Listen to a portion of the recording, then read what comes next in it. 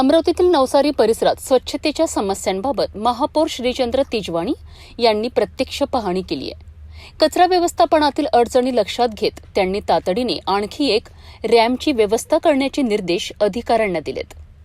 नवसारी परिसरात स्वच्छतेच्या संदर्भात निर्माण झालेल्या समस्यांमुळे स्थानिक नगरसेवकांना नागरिकांच्या तक्रारींचा सामना करावा लागत होता.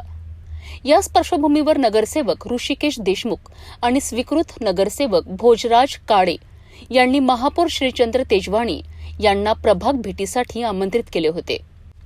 महापौरांनी प्रभागात भेट देत प्रत्यक्ष परिस्थितीची पाहणी केली.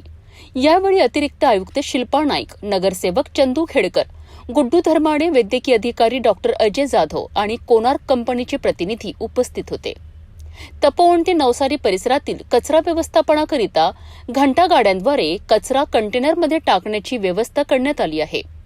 मात्र या पाहणी दरम्यान एकाच वेळी 5 ते 6 घंटागाड्या उभ्या राहत असल्याने कचरा टाकताना अडथळे निर्माण होत असल्याचे निदर्शनास आले.